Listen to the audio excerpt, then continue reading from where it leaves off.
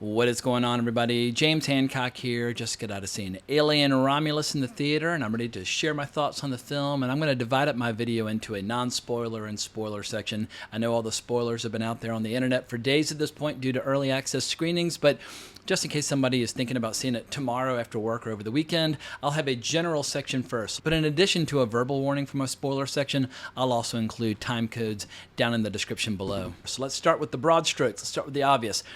Alien Romulus is a mix of good and bad. There's actually some really good stuff in it, some horrible stuff in it, and I think it's light years better than Alien vs. Predator Requiem. It's light years better than Alien vs. Predator, and I think it's light years better than Alien Covenant.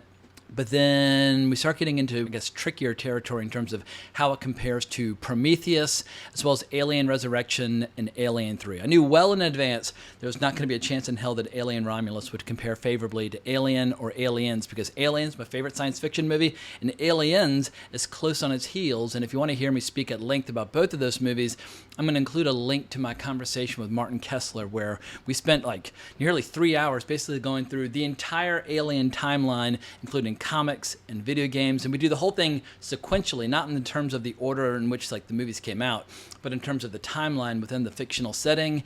And for people who don't know, Alien Romulus is set right between Alien and Aliens. And because the film is placed between Alien and Aliens, and basically all like the backflips and somersaults they had to go through in order to try to find a way to like get the alien back into the story in a way that which wouldn't break the continuity of the other movies, that's one of my main grievances with the movie, because I just don't quite buy their explanation, but I'll get to that in my spoiler section. But I will say this: Fede Álvarez knows how to shoot the shit out of a fucking movie. The look of this movie is by far the best attribute this film has to offer. Like the production design, the photography, just the whole mood, the whole style. I was like, all right, I believe this takes place in the same world as Alien, because like a lot of people, I can't stand it if you have a science fiction franchise where when you have later movies in terms of our own timeline that are exploring like a prequel story, but somehow the technology is more highly evolved, like as we saw in a movie like Prometheus. And I think they did a brilliant job of capturing that like electromechanical, like not very digital looking technological aesthetic that was established in the first movie, but they still made it feel like a modern movie with great special effects. It just, in terms of the aesthetics, the look, the feel, everything was 100% on point. Never at any point did I kind of like reject what I was seeing on the screen. And I think Fede Álvarez clearly has studied every single frame of film that Ridley Scott created for that first movie. And it's like, you know what? I'm standing in the shadow of greatness. What can we do to try to basically not embarrass ourselves as we try to tell a story that is set sequentially right after Alien? And another compliment I'll give to Fede Álvarez, who co-wrote the movie, he's not afraid to take a big creative risk toward the end of the film. And I think like when you're doing the 9th film in a legendary science fiction franchise, you can go like 2 different directions. You can be so loyal to the first like 1 or 2 movies that you're afraid to take any risks, or you can take too many risks and completely break the franchise that you're trying to basically extend. Franchise extension is what Disney is looking for with this movie. And let's be honest, for the next 50 to 100 years, every few years, Disney is going to make either a movie or a show set in the Alien franchise, whether we want them or not, because Disney now owns the rights to Alien due to their acquisition of Fox. We have an Alien show coming our way from Noah Hawley, which is set before Prometheus. It's like, you know, good, bad, mediocre, doesn't matter. Disney's going to continue to try and exploit this IP until the end of time. But toward the end of the movie, Fede Álvarez tries to introduce a new idea that incorporates ingredients from several Alien movies. And I think this is what's going to make or break the movie for a lot of people, because I think some people are going to see this twist or this new idea and they're just going to reject it outright. And some people are going to say, oh my God, that's fucking terrifying, or that's cool. And so I'll be curious to see like where people land. I think his twist is about as successful as the twist toward the end of Alien Resurrection, a movie which I like, but it's admittedly deeply flawed. I think really the only filmmaker who's been able to introduce a new idea to the Alien franchise since the original film is James Cameron. When James Cameron introduced the idea of the Queen in Aliens, I was like, holy shit. Like, that's a really cool idea that expands the lore of the Alien fictional setting. And realistically, it's almost impossible to introduce something new to the Alien franchise and not have people reject it outright, because you had such like a team of assassins making that first movie, where you've got Jerry Goldsmith providing the music, and you've got H.R. Giger providing creature designs and concept art and that sort of thing. You got Ridley Scott at the top of his game. You've got one of the best ensemble casts ever assembled in any genre. You know, it's just astonishing what those actors all brought to the table. And you've got a great screenplay contributed by Dan O'Bannon. And it's just one of those things where on that first movie, the stars were aligned. Anytime you have a team of artists where like it's all killer, no filler, and they're all inspiring each other to reach for greater heights, it's going to be very tough to match that achievement and or make your own contributions and have it kind of fit into that overall world. So I think Fede Álvarez deserves a huge amount of credit. I guess the big debate's going to be, is it better than or worse than Prometheus? Because I think like Prometheus, it's got a lot of good ingredients, and like Prometheus, it's got a lot of terrible ingredients. And one of the main ingredients that it shares with Prometheus is unlikable characters, because in Alien and Aliens, even characters who are ultimately villains, like I love the entire ensemble cast. I love every single character in both those movies. I'm rooting for all of them, irrespective of their various goals and ambitions and that sort of thing. I think when it comes to genre filmmaking, yeah, those are two of the best casts ever assembled. It's such a tricky thing trying to find a way to make you like completely, totally fall in love with characters, oftentimes with very little information. Like even just like the pilot in Aliens, just the fact that she wears those cool aviator shades, immediately like, all right, she's cool, I'm rooting for her. Like you don't need that much to get invested in them, but Ridley Scott and James Cameron were just masters at getting us emotionally invested in that entire cast. Here, we really only have two characters that I like, and there's one character who's so intensely unlikable, he almost breaks the entire movie. And I hate to call him out by name, but I'm going to do it. But actor Spike Fearn, if I'm saying his last name correctly, he's from the UK. I'm not quite sure how you pronounce it. Fearn, who plays the character of Bjorn. He's so obnoxious and so annoying. Like every single time he spoke, every single time he moved, every single time he did anything in the movie Alien Romulus, I just kept thinking to myself, it'll all be worth it if he dies in the most horrible, horrific, painful, just agonizing way humanly possible. And the movie met me halfway in that front, but once again, he's so distracting and he's so annoying that basically the first half of the movie, I almost couldn't watch the movie just because of him. But Archie Renault, who plays Tyler, not much better. Eileen Wu is Navarro. She's kind of bland and kind of forgettable. And then we have Isabella Merced playing Kay, also kind of bland and kind of forgettable. Really, the only two characters in this movie that I like are Rain and Andy, played by Kaylee Spaney and David Johnson. And a lot's being asked of both of these actors to fill very big shoes occupied by legendary actors in the earlier movies. And I'm not going to claim that they are the equal of characters played by Lance Henriksen or by Ian Holm or Sigourney Weaver, but at least like you don't spend the first half of the movie fantasizing about ways that they can be ripped limb from limb. And I have to admit, I do like Kaylee Spaney quite a lot. I don't know if I'm saying her name entirely correctly. She's got a funky spelling, but I liked her in that show Devs. I liked her in The Mayor of Easttown, and I liked her in Civil War. I think she's got a huge future ahead of her, and it wouldn't surprise me if she's got decades of great work still in front of her. But to ask an actress to fill the shoes filled by Sigourney Weaver in the first four movies, that's next to impossible. I mean, Sigourney Weaver as Ripley is one of the most beloved iconic characters in the history of the science fiction genre. And they tried it with Noomi Rapace and Prometheus, and they tried it with Catherine Waterston in Covenant, and I think both times they came up short. I think Noomi Rapace did a little better job. Catherine Waterston really did nothing for me in Alien Covenant whatsoever. I think she was a kind of like a piss-poor replica, like clearly trying to be like a Ripley archetype, but fell way short. But I do think Kaylee Spaney is an intensely likable actress, and she's got tons of heart, tons of humanity. Like, it's very easy to root for her in the context of the story, even if you don't entirely believe that she can pick up one of those big-ass guns and unload. I mean, she's not necessarily the tallest, strongest person, but you don't have to be that macho to pull this stuff off. Like, Sigourney Weaver famously in Aliens, like, she hates guns, doesn't like the sight of guns, doesn't like to touch guns, and yet Sigourney Weaver in Aliens is one of the most badass action heroes that's ever been caught on film. And I think because of, as an actress, of her reluctance to even be around guns, that kind of creates an interesting quality where Ripley is strong but sensitive all at once, which is a very tough balancing act to pull off.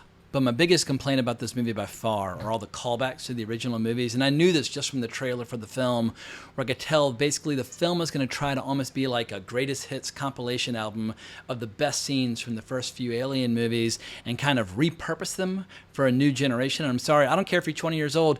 If you've not seen Alien and Aliens, you have no business watching Alien Romulus. And for me, nothing underlines the lack of creativity in a particular movie than by trying to recreate lines of dialogue or certain scenes from earlier movies that aren't quite as good or aren't quite as effective as we saw in previous iterations of the movie. Like, there's certain lines from Alien and Aliens that are so iconic that I feel like if you even come close to like kind of imitating or doing a callback or a ripoff or whatever, you basically need to go back into the writer's room and come up with another solution. And I know that some people really get off on callbacks, like, oh my God, that's something I recognize from another movie. I've never understood the excitement some people feel when they see something they recognize in one movie from another movie. Like, it's just an Easter egg. It's just like a little bit of like pop culture trivia that they've thrown in there, and it just comes across as like empty fan service. And I think Fede Álvarez would have been much better off if he had tried to do no callbacks or no ripoffs from the earlier movies, because every single time I see a shot from Alien 3 or hear a line from Aliens or hear a line from Alien, it immediately takes me out of the movie and makes me realize, oh, I'm watching a movie about alien movies as opposed to a movie that's telling a story within that universe. It immediately makes the whole movie more meta and kind of keeps me at arm's length. Whereas Alien and Aliens were intensely emotional experiences where like the verisimilitude of those worlds is totally undeniable and you just get completely sucked in. And when you come up for air, it's like almost like coming out of a dream. And one of these callbacks is so bewildering and so distracting that maybe it's time to dive into my spoiler sections. If you don't want any spoilers, last warning, 3, 2, 1, I'm going to be talking about the plot in greater detail from now on. All right, so now we're in the spoiler section, so the gloves are coming off, and I guess my first big complaint about the movie is that I just don't buy the central premise. It opens up with this salvage unit from Weddell and Yutani exploring the wreckage of the Nostromo and is looking over all the different bits and pieces, and it basically finds like a big chunk of an asteroid in which you see the body of the xenomorph is kind of like calcified inside. And they bring it in, they start examining it, and then later on we see this giant floating like space station or research lab that has been like seemingly abandoned. And as we come to learn, the xenomorph is being studied there, and they were extracting its DNA, basically creating a bunch of face huggers and trying to figure out a way to like reverse engineer some of the formulas created by the engineers in Prometheus so that they can use the alien DNA to try to basically create like a human alien hybrid that can better survive the rigors of space. But of course, all these experiments went horribly wrong. All the crew's been turned into aliens. And so our heroes of our story, who are basically like yet another salvage unit that are just trying to grab some of the cryogenic technology so that they can escape this mining planet that they've been trapped on for years, they're slowly picked off one by one as they learn about all the horrors that have taken place on this ship. But let's take my complaints one at a time. First and foremost, the opening of this movie almost feels like it's expecting us not to remember how Alien ended, because for everybody who's seen Alien, Ripley decides to destroy the Nostromo, and as she's destroying the Nostromo, she is flying way the hell away. I mean, she flies, far, far, far away, and she's hanging out, she's getting ready for cryosleep and that sort of thing, and she realizes there's an alien on board, and then she eventually ejects it, and then she goes into sleep, blah, blah, blah. But basically, the alien gets ejected from her ship way away from the wreckage of the Nostromo. And given the way the Nostromo explodes in that movie, it's atomized. Like, it's reduced to nothing, or at least that's the way it seemed with that gorgeous explosion they put in the movie. So first and foremost, I don't buy that there's any wreckage left over from the Nostromo at all, but also I don't buy that the body of the alien would be close by. Like, once again, Ripley flew far as fuck. And also, this movie takes place, I think, 20 years after Alien?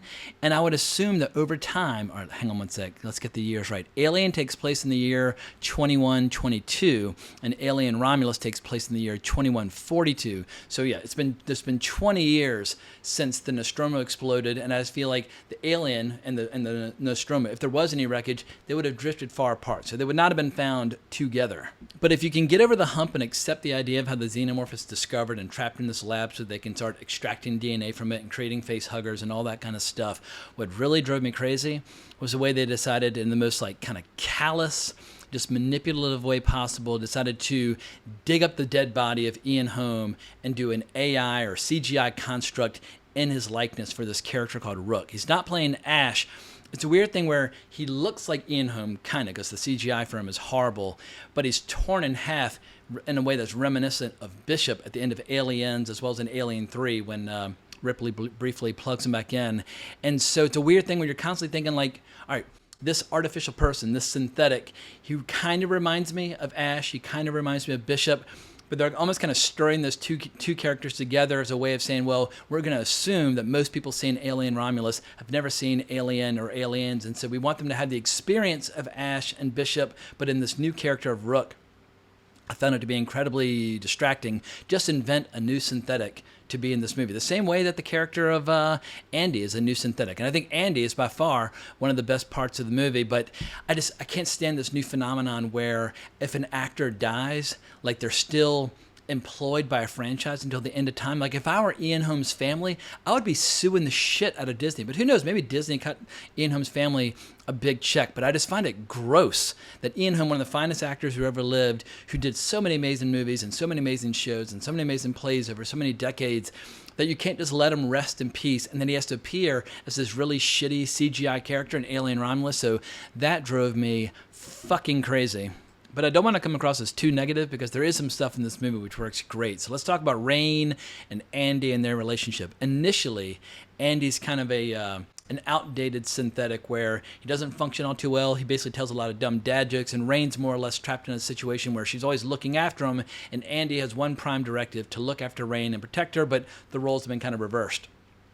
But when she and this team go up and try to basically start exploring this abandoned station, she gets this idea of giving Andy an upgrade because I think it's Tyler and Bjorn are trapped in this room with all the face huggers and they're trying to escape, but only the science officer from that ship can open the door. And so she basically takes the equivalent of like the SIM card from the synthetic that's already on the ship that's been torn in half, and she plugs it into Andy, which kind of reboots him and gives him an upgrade. But also in addition to his upgrade, it makes him subservient to the prime directive of that other android, which is basically like find an alien sample and bring it back to the company at all costs. Like that is the prime directive, like preserving all these biological weapons, which places Andy in this weird situation where he still loves and adores Rain and wants to protect her, but he also is subservient to the whims of the company as well as those of the character Rook. And I think actor David Johnson did a damn good job of playing both the kind of obsolete version of Andy as well as the fully upgraded version of Andy. And it was one of the more interesting androids that we've seen on the screen. Like, am I ready to declare him the equal of Lance Henriksen and Ian Holm? Absolutely not. But he did not embarrass himself, and he definitely was far more likable than goddamn Bjorn, one of the most unlikable characters in the history of science fiction. And as I said before about Rain, I think Kaylee Spaney is a naturally just innately likable actress where you're always rooting for her. She's got so much heart, so much humanity. And while I didn't entirely buy it when she transitions into warrior woman mode, that said, I had no trouble getting invested in her as the protagonist of the film. I thought she was fantastic. But like I said before, where this movie really gets into trouble is with the characters of Tyler, Kay, Navarro, and Bjorn, especially Bjorn. I mean, every time he spoke, I was like, somebody kill him, please! But if you're not emotionally invested in a particular character, well, then you don't care when somebody's spilling acid on them or when something horrible is coming out of their chest or whatever horrible fate might await them. Like the character of Kay, she's pregnant, and at a certain point she gets access to some of the bioweapons that were developed by the engineers that have been kind of like recreated by the character of Rook.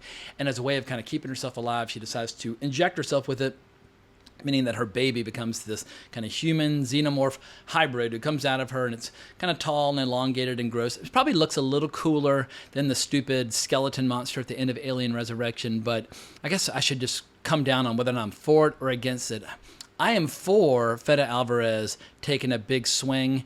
It didn't quite work for me. I guess like the creature as designed by Dan O'Bannon and H.R. Giger, like for going from egg to face hugger to chest burster to full-blown xenomorph, like it's one of the coolest life cycles ever created in the history of science fiction. It's very hard to make a contribution to that without kind of breaking it. But getting back to the character of Kay, when this horrible thing starts coming out of her, it was gross and it was disgusting and it was gory, but I didn't really care. Like when John Hurt starts freaking out and screaming in Alien, like your heart goes out to him because you've already fallen in love with him. You've already fallen in love with that entire cast of characters. When people are like looking after him, like you really believe like they're trying to save him in a genuine, sincere way. Those actors, like they really just struck like true, like dramatic gold when it came to the way they would kind of feed off each other and work together. Kay has none of that. So while I enjoy the gore, There's no emotional impact to her giving birth to this crazy hybrid. And the character of Navarro, we barely get to know her before she has her big chestburster scene. And it's a weird thing where, like, remember the chestburster scene from Aliens, where the Marines come down into this area, they hold up a girl's head, and she opens her eyes, gives you a fucking heart attack, and she starts saying, "Kill me." And it's something about, like, just those few seconds of dialogue where she's saying "kill me," where you even get emotionally invested in her, and like, your heart goes out to her quite literally as the chestburster comes out. And it's just funny how, like, it makes the accomplishments of Ridley Scott and James Cameron all the more profound when you compare them to scenes that don't work quite as well in other movies.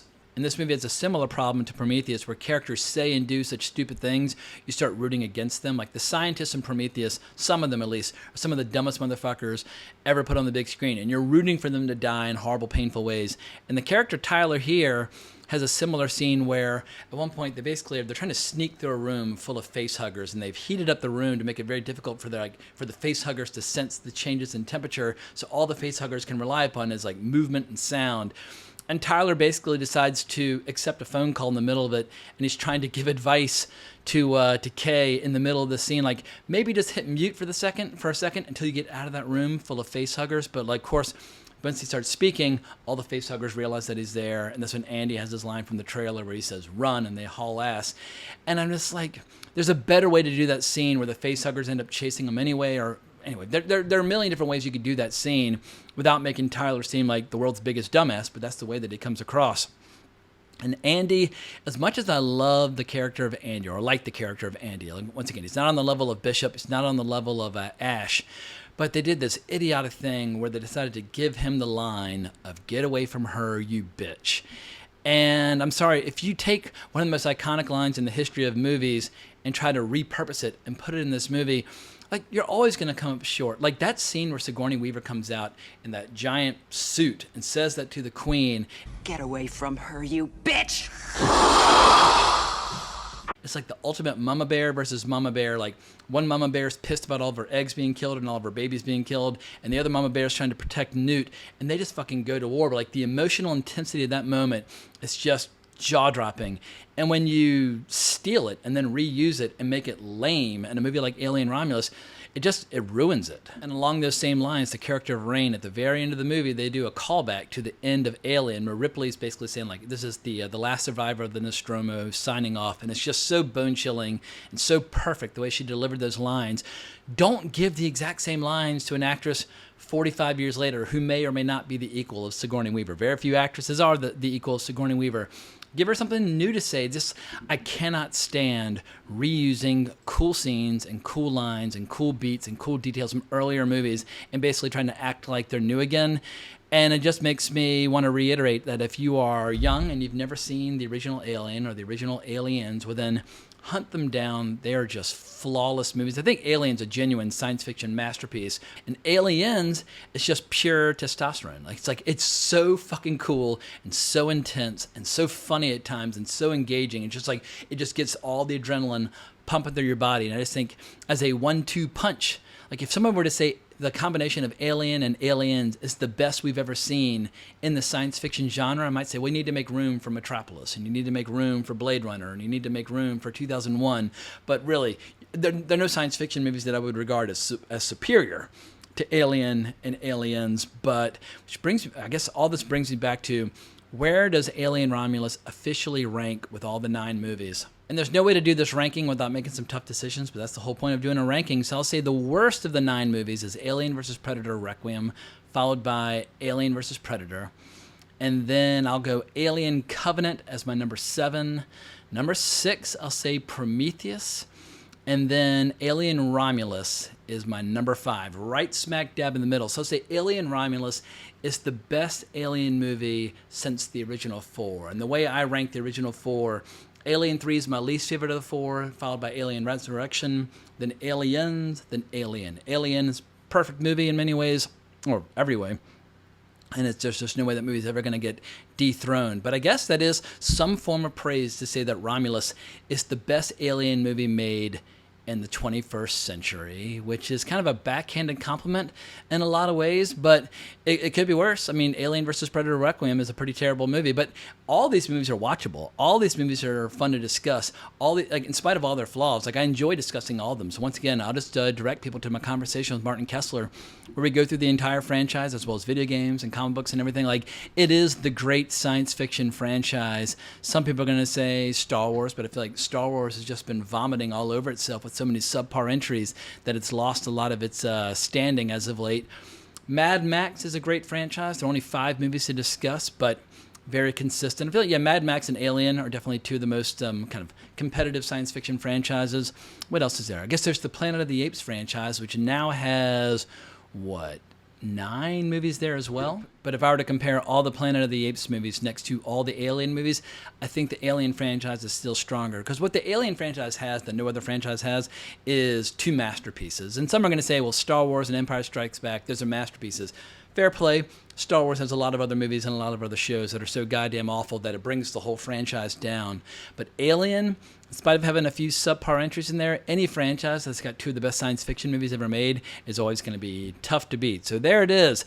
This is the exact middle of my all-time favorite science fiction franchise, and I look forward to hearing what people have to say about this movie.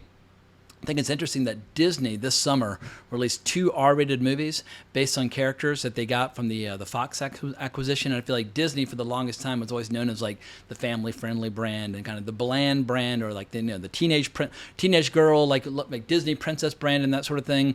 But through Fox and this acquisition, they are able to now regularly put out R-rated movies. So yeah, who knows? In spite of all the shit that I've talked about Disney over the years, they might become like the most consistent and reliable source of R-rated franchise entertainment. So I hope Romulus will do well. I would like to see more movies by Fede Álvarez. I would like to see Fede Álvarez, though, who's clearly talented, create something fresh from scratch. Like Evil Dead, he's basically using all the creation of Sam Raimi to make his own version of Evil Dead. And here we have him using all the creations by Ridley Scott and James Cameron to make his own Alien movie. He's clearly a very talented director. I want to see him build something from scratch all on his own so that he can take his place amongst the great filmmakers of his time, as opposed to somebody who's just constantly repurposing somebody else's ideas.